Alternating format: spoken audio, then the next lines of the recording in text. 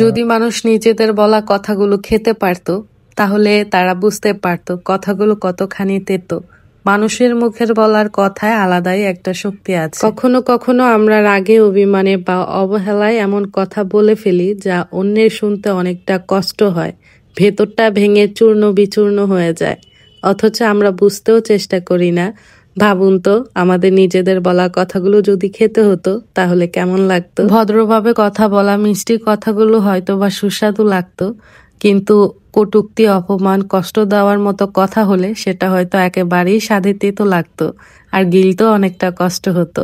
তাহলে আমরা বুঝতাম আমাদের জিভ থেকে বের হওয়া প্রতিটা শব্দের কতটা ওজন আছে, তা অন্যের হৃদয়ে কেমন প্রভাব ফেলে। তাই কথার আগে ভেবেচিন্তে বলাই জরুরি, কারণ কথার কোনো ঔষধ নেই।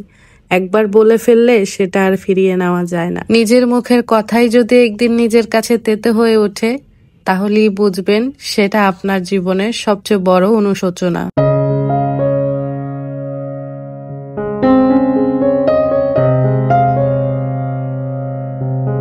হ্যালো এভরিওয়ান, আসসালামু আলাইকুম। Welcome back to my channel জান্নাত রাসেল টাইনি ওয়ার্ল্ড থেকে। আমি জান্নাত বলছি, নিজেকে উপস্থাপন করছি ঢাকা থেকে। নতুন একটি ভিডিওতে আপনাদের সবাইকে ওয়েলকাম করছি।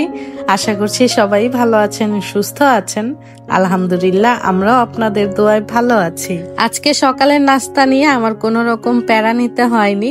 আজকে সকালে খুবই কম সময়ে একদম মজাদার একটা পিঠা বানাচ্ছি।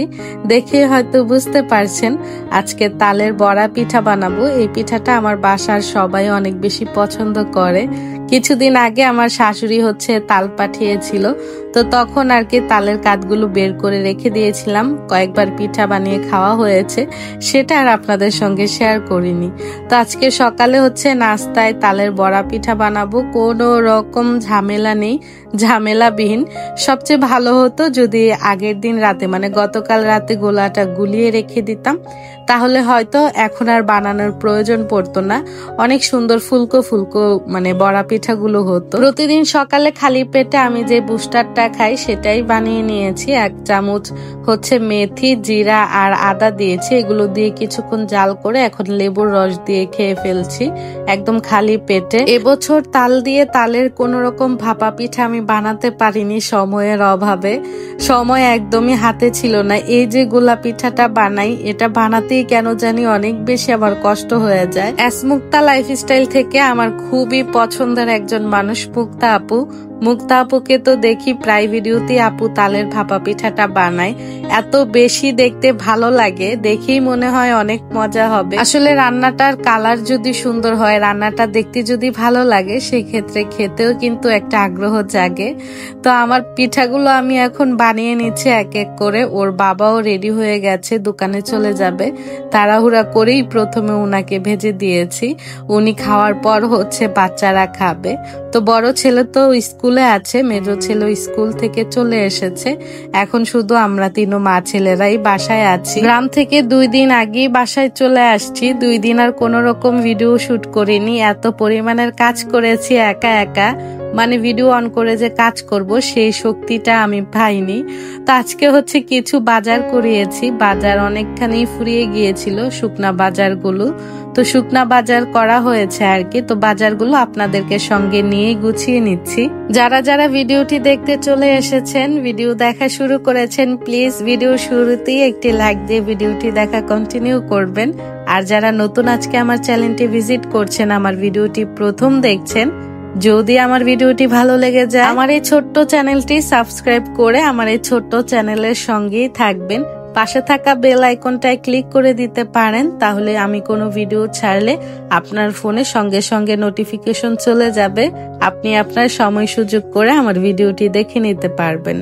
আর যারা এই পর্যন্ত ভিডিওটির সঙ্গে আছেন, যারা প্রতিনিয়তই আমাকে ভালোবেসে আমার পাশে আছেন, তাদের সবার জন্য মন থেকে এবং মনের অন্তঃস্থল থেকে অনেক অনেক দোয়া এবং ভালোবাসা রইল।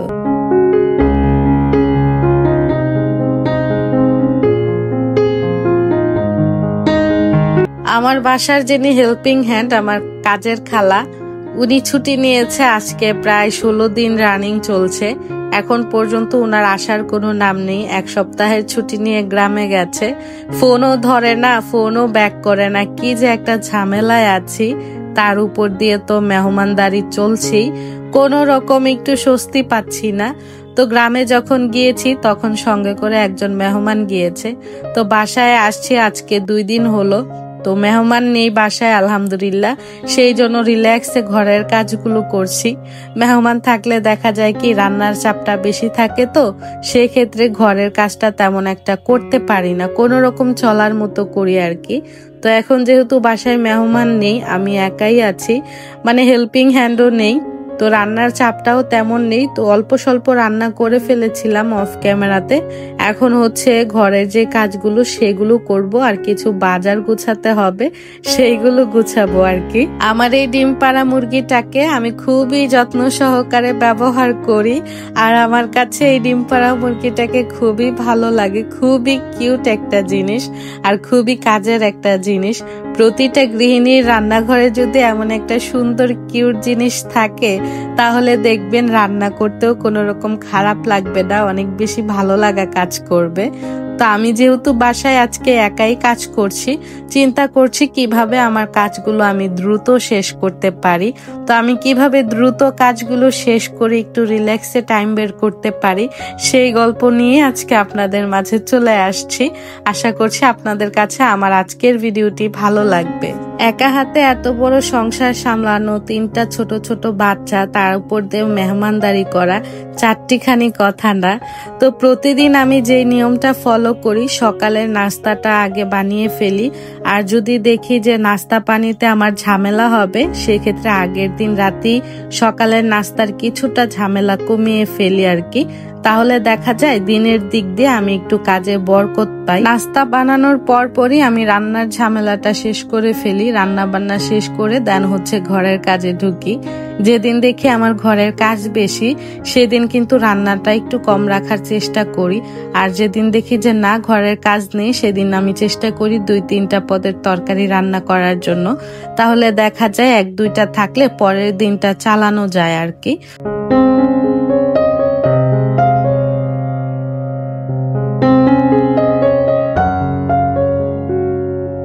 বাসায় মেহমান ছিল বিদায় আমি কোনো রকম বিছানার চাদরগুলো চেঞ্জ করিনি। আজকে একদম সবগুলো বেডের চাদর চেঞ্জ করে নতুন চাদর পেরে দিচ্ছি। আর এই চাদরটা নিয়েছিলাম আমি নীলুফা শিমুল আইডি থেকে, শিমুলাপুর থেকে আর কি। আর কুশন কাভারটাও আমি শিমুলাপুর থেকেই নিয়েছি। প্রতিটা বেডরুমের চাদর আজকে বিছিয়ে দিয়েছি, সেই জন্য প্রতিটা রুম ছেড়ে নিয়েছি, ফ্যানগুলো পরিষ্কার করে নিয়েছি। গ্রামে গিয়ে থেকেছিলাম কিন্তু আসা যাওয়া মিলিয়ে 3 দিনের মতো। কেন জানি মনে হচ্ছে 3 দিনে আমার ঘর অনেক বেশি ধুলো জমে ময়লা পড়ে আছে। মনের শান্তির জন্য আর কি ঘরগুলো ছেড়ে নিচ্ছিলাম। গত ব্লগে আমি আপনাদেরকে বলেছিলাম আমার গাছগুলোর জন্য আমার খুব টেনশন হচ্ছিল, আল্লাহর কাছে বলেছি বৃষ্টি দেওয়ার জন্য। আল্লাহ আমার ডাক কবুল করেছে। আমি যতদিন গ্রামে ছিলাম 3 দিনের মতো, 3 দিনই নাকি ঢাকা অনেক পরিমাণে বৃষ্টি হয়েছে। তো বৃষ্টি পাওয়াতে আমার গাছগুলো মাশাআল্লাহ অনেক ভালো ছিল। আমরা সামনে মাসে আমাদের নতুন বাসায় শিফট হব, সেই জন্য কিন্তু বাসায় অনেক কাজ থাকে। যারা বাসা চেঞ্জ করে তারা জানে বাসা চেঞ্জ করা যে কতটা কষ্টের। তো চেঞ্জের ভয়ে দেখা যায় আমি কোনো রকম বাসাতে মানে উঠতে চাই না। আমার এই বাসাতে অনেক বেশি কষ্ট হয়, তারপরও থাকি শুধুমাত্র এই মাল সামানা টানাটানি এই জিনিসটার জন্য আর কি। নতুন বাসায় শিফট হব সেটার জন্য মনের মধ্যে একটা অন্যরকম অনুভূতি, সত্যি বলতে অনেক বেশি এক্সাইটেড আমি। আর একটা ভয় কাজ করছে যে এত পরিমাণের মাল সামানা, অল কেবিনের জিনিসগুলো ধুতেই তো আমার 2 দিন টাইম লাগবে, এগুলোকে গুছিয়ে সুরক্ষিত একটা জায়গায় রাখা, মানে কত রকমের যে প্যারা একটা বাসা চেঞ্জ করতে নিলে। সবকিছু বাদ দিয়ে চুপ করে ঘরের মধ্যে বসে আছি আর দিন গুনছি খালার অপেক্ষায়। খালা আসলে খালাকে নিয়ে সব কাজ আস্তে আস্তে সেরে ফেলবো।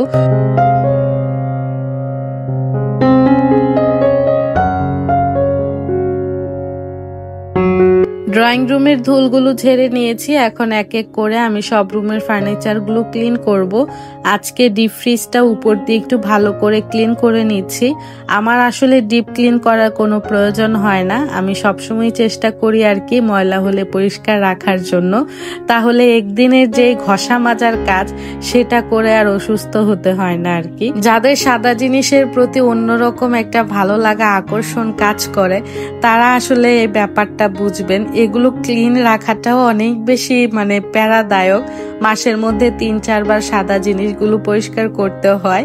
তো ডিপ ফ্রিজের উপরের যে রানারটা সেটাও ধুয়ে দিয়েছি। ডিপ ফ্রিজের উপরে আমি একটা অর্গানাইজার ছুরিতে কিছু জিনিস অর্গানাইজ করে রাখি, দেখার সৌন্দর্য প্লাস হচ্ছে এগুলো আমার নিত্য প্রয়োজনীয় দরকারি জিনিস। তো এক একটার মধ্যে এক একটা জিনিস রেখেছি। কাচের জারে রাখার সুবিধা হলো যখন যার প্রয়োজন তখন সে দেখে নিতে পারবে আর ডাকাডাকির প্রয়োজন হবে না আর কি। তো সবসময় চেষ্টা করি সুন্দর করে পরিপাটি করে কাজ করার জন্য। পাশে আমি একটা ঝুড়ি রেখেছি, এটা বর্তমানে খালি, এটার মধ্যে আমি ফল রাখি আর কি। তো কিছু ফলও অর্গানাইজ বা গুছিয়ে রেখে দিই দেখার সৌন্দর্যের জন্য।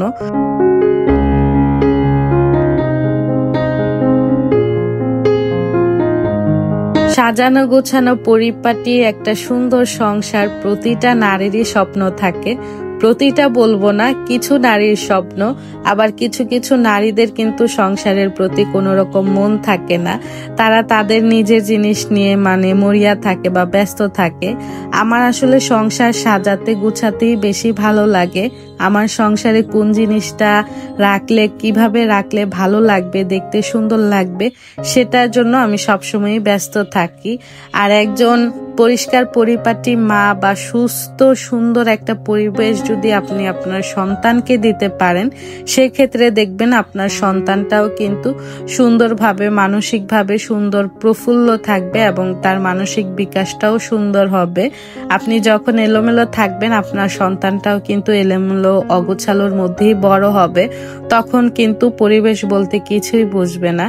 তো আমার কাছে মনে হয় পড়ালেখার পাশাপাশি মানসিকভাবে সন্তানটাকে গড়ে তোলাটা হচ্ছে সবচেয়ে বড় কথা, পরিবেশটা হচ্ছে সবচেয়ে বড়। সন্তানটাকে সুন্দর একটা পরিবেশ দেওয়ার সবসময় চেষ্টা করবে। আমি ধুলোর বয়স সবসময় চেষ্টা করি সব জিনিসগুলো একটু ঢেকে রাখার জন্য।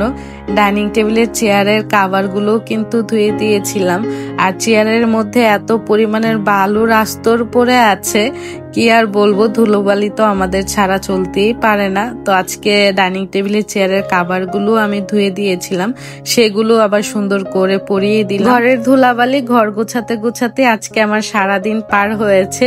বিকেলের পর আমি গোসল করে দুপুরের খাবার খেয়েছিলাম।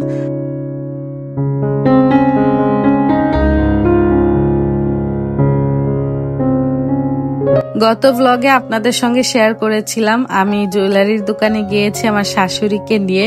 তো কি কি কিনেছিলাম সেই ভিডিওতে আর শেয়ার করতে পারিনি, সেই জন্য আজকে আপনাদেরকে দেখিয়ে দিলাম। আমরা যারা মধ্যবিত্ত ফ্যামিলির বউ তারা কিন্তু চাইলেই স্বর্ণ কিনতে পারি না। স্বর্ণ কেনাটা এখন আমাদের একদম স্বপ্নের মতো, স্বপ্নেরও উপরে হয়ে গেছে। এখন স্বপ্ন দেখলেও আমাদের জন্য ভুল হবে। দিন দিন শুধু স্বর্ণের দাম বেড়েই চলছে, একদম আকাশ ছোঁয়া হয়ে গেছে।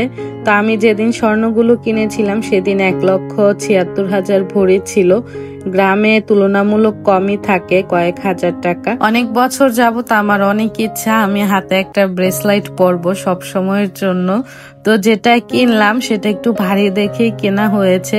পাতলা হলে দেখা যাবে স্বর্ণের তো ক্ষয় হয়, আর আমার তো কাজকর্ম করতে হয়, দেখা যাবে অল্প দিনে ছিঁড়ে যাবে, সেই জন্য ভারীর মধ্যে একটা নিয়েছি যেন পড়তে পারি সব সময়। বাংলাদেশি আপুদের পাশাপাশি ইন্ডিয়ান আপুরাও আমার ভিডিও প্রতিনিয়ত দেখে, আপুদের কমেন্ট পেলে বুঝতে পারি। মেহেদি হাসান আইডি থেকে শামিমা আপু গত ভিডিওতে কমেন্ট করেছিল, আপু আমার নাম শামিমা, আমি তোমার নীরব দর্শক, আমি প্রতিনিয়তই তোমার ভিডিওগুলো দেখি, প্লিজ পরবর্তী ভিডিওতে আমার নাম নিবা। তো শামিমা আপু এই তো তোমার নাম নিয়েছি, আশা করছি তুমি খুশি হয়েছো। তোমার জন্য মন থেকে অনেক দোয়া এবং ভালোবাসা রইল। সবাই ভালো থাকবেন, সুস্থ থাকবেন, আমাদের জন্য দোয়া রাখবেন। আজকের ব্লগটি এখানেই শেষ করছি। আগামী ব্লগ দেখার আমন্ত্রণ জানিয়ে সবাইকে মন থেকে অনেক অনেক দোয়া এবং ভালোবাসা। আসসালামু আলাইকুম, আল্লাহ হাফেজ।